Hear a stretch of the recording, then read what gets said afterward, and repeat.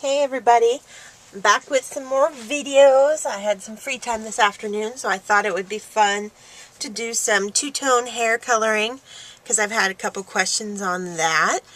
And so I'm just going to get started. I'm using Perfect Poison from Kraftin Kimmie Stamps on this first one, and she's stamped on Copic X-Press It cardstock with Memento ink, the Tuxedo Black. And I've got the colors here. I'm giving her a brown hair with green tints on the ends. And since she's a Halloween image, I chose a little bit different browns than I normally would. But I wanted that darkest one to be the E87 because it's kind of got a natural green tint to it anyway. So I thought it would look nice with the whole glowing green poison look. Okay, so E43 is my first one. And I'm just going to start. My light source kind of becomes the bottle in this image.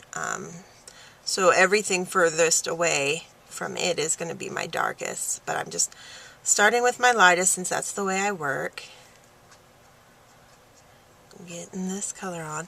And I'm going to, usually I'd kind of bring my color this way and then come this way. But since I'm going to be making those green, I want to leave those blank for now.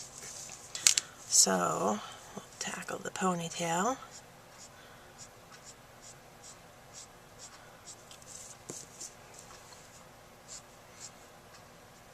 Getting the color on there. Just however far you want to take it down, but I think that's going to leave a nice area of green for her there. And then we'll do the same over here. I like picking images with kind of straight, swoopy hair. I have an easier time doing this technique with that over like curly hair. It certainly can be done. This is just quicker, I think, on the straight hair. So that's why we're using those today. So I'm going to go to the E44 for my medium tone. I'm just going to lay that on, always kind of with the grain of the hair, how it would grow out of the head. So this back here, I'm kind of just getting color on since it's going to be in shadow.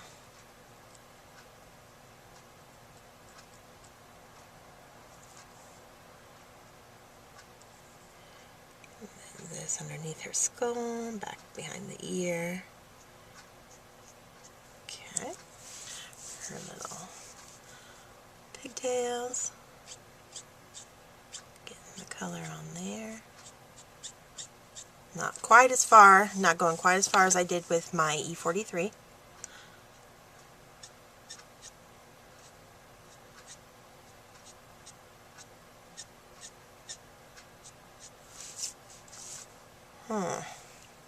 There's no line back there that's bothering me. Just a second. I want to finish off. You would see that pigtail back there behind the bow. So that's just me. It would bother me if I didn't finish that off. So now I'll color in back there. Ah, I'm a happy girl. Okay. Now my darkest, the E87.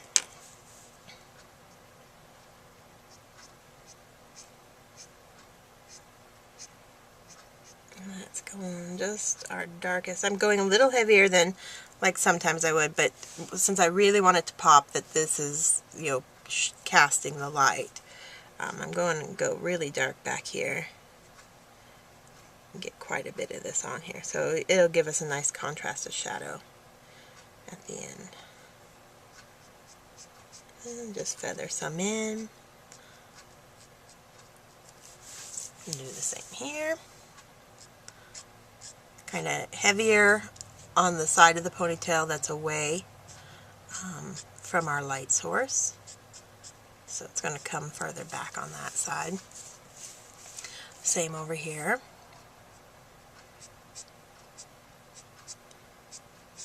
Come farther back there, that little place there. Okay. Now I'm going to work my way back down to the E44, just starting over the 87. If they made more of the E80 group, I certainly probably would have used those, but this is kind of my compromise until we fill in the gaps between E81 and E87. I'm keeping my fingers crossed on that, though. I need some more E80s. I love them. I wouldn't have thought they'd be my favorite of the new release, but they've quickly climbed the chart there. Okay, so to my E43, pulling that down, lightening it up, not all starting all the way in the back because I want to keep that nice and dark back there. Just kind of finding that middle ground and pulling some, blending it a bit.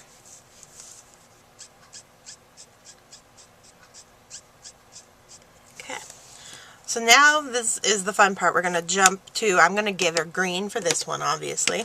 So I chose YG03 and YG25, and I'm going to start with my YG03. I'm just going to start on the opposite end, and I'm going to blend up into that brown.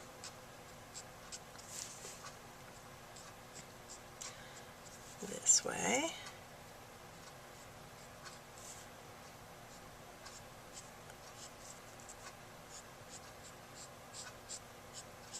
We want that, we want to blend them together, so don't be afraid to go right into that E43 that we laid down.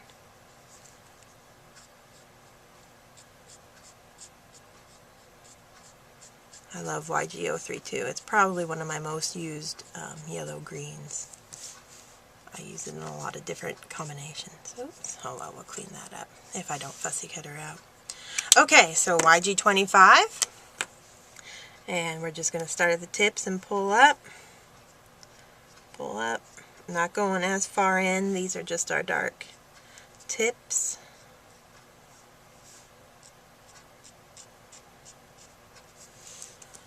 Okay, now that I'm looking at it, I think I'm going to grab the YG01. So we'll add that in here.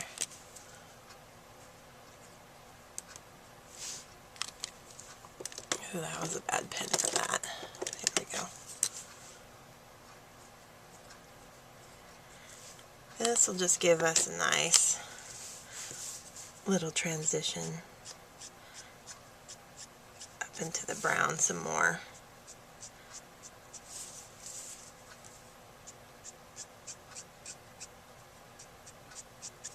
I actually use this on the skin as well, so it's a nice tie-in. Okay, so now let that dry a little bit, and just take my YG25 and hit the tips again. This is just going to build that contrast a little bit more.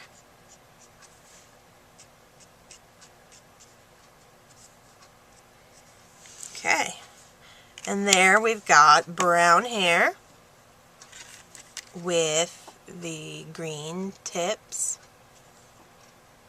If you want to add in the feathered strands, you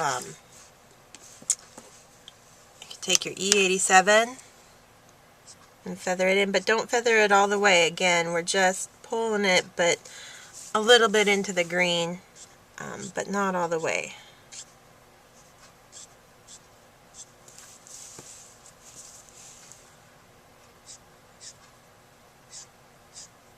Just quick flicks. Okay, she looks done to me. So now we'll move on to the second image for this video, and it's another Halloween one. It's actually not Halloween, but I turned her into a Halloween. This is Snow White. She's a digital stamp from Spesch Designer Stamps.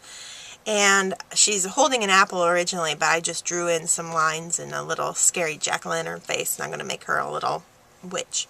So she's going to have black hair, and we're going to give her purple tips.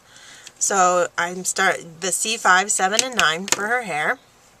I'm going to start with my C5 and just start pulling from the top. It's another image. My light source is kind of coming from straight on. I don't do that a lot, but since I had, well, on the first one, the bottle, which was right in front of her, made it kind of hard to have the light come from anywhere else.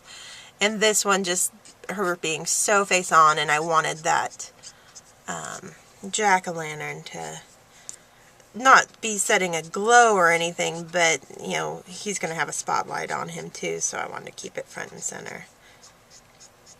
And just things to think about when you're deciding where you want your light source to come from.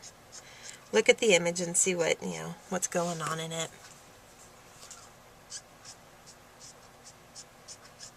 Okay. Now C7. And again, this is just my technique. I'm a light to dark.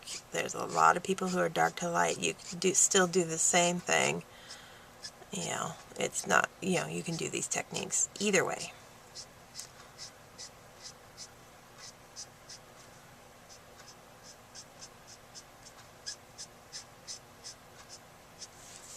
Just pulling that in, not as far as I did the C5. And little kind of flicking strokes with the natural grain of the hair. Instead of going straight up and down, we're always kind of following where it would grow out of the head. Kind of wrap around her head. That's going to help give it the illusion of dimension.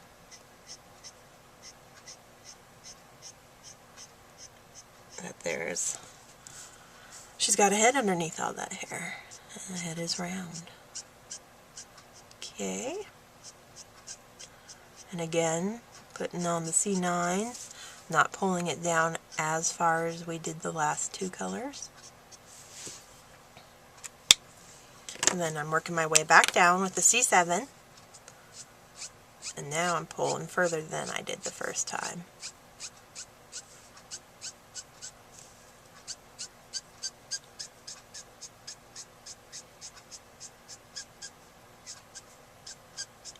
Love her hair. I think this is just so cute. If I could get away with marrying my hair like this, I probably would. But I would probably just look goofy. Okay, C5. And I'm not starting all the way in the back because I want to keep that darker, so it's just kind of finding that middle ground again. Pulling down. And just blending these colors together a bit.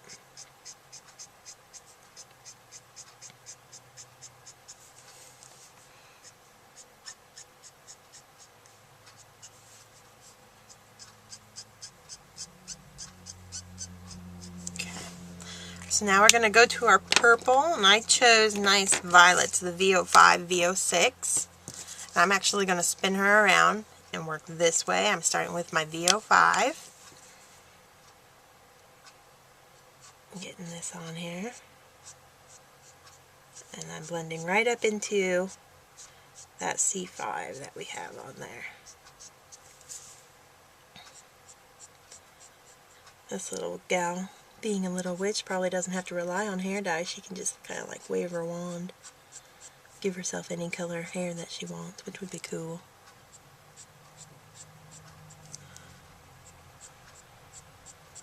And see how that's blending together really nicely there? That's what we want. We want a kind of natural gradation up into the other color. We don't want these really harsh lines stopping and starting one color to the other.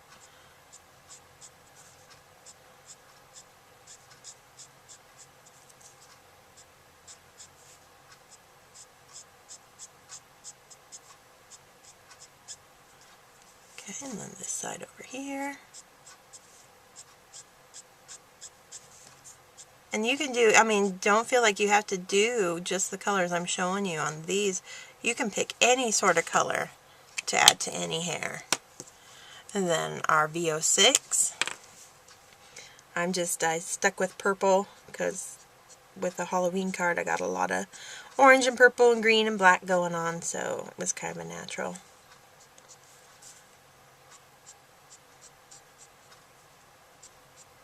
And this one's not coming up as far.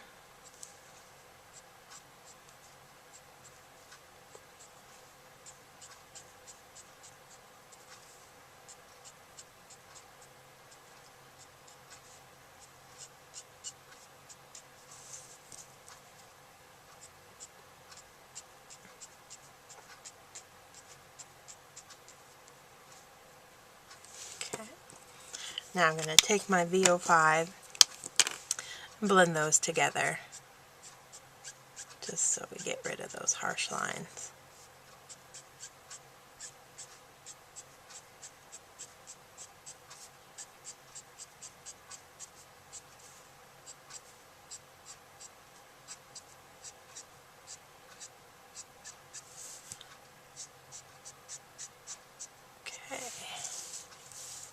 Aha, looking pretty good. So now we're going to go back in with my C9 and I'm going to add in the kind of feathered hair.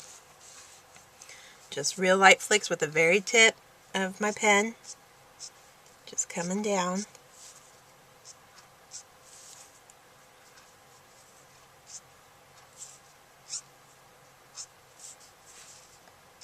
Still with the grain of the hair.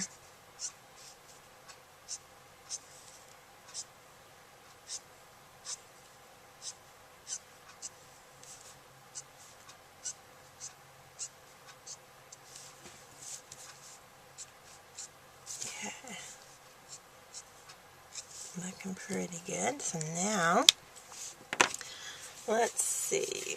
Do I use my VO6? Yeah. So we'll use our VO6 to do the same thing in the purple section of the hair. Kind of get our highlights and lowlights there as well.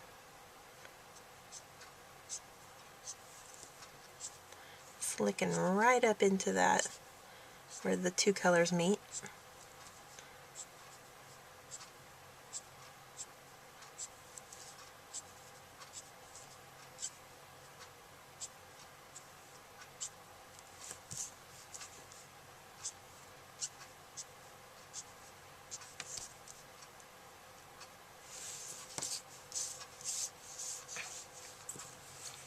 I am pretty happy with that.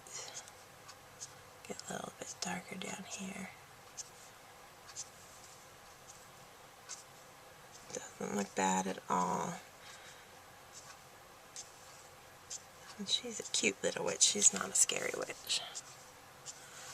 Like I said, she's not a witch at all technically, but for this she works out really nicely.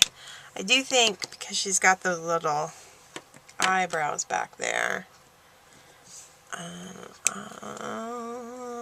I'm going to do the C7 on those. Otherwise, yeah, that works. Okay.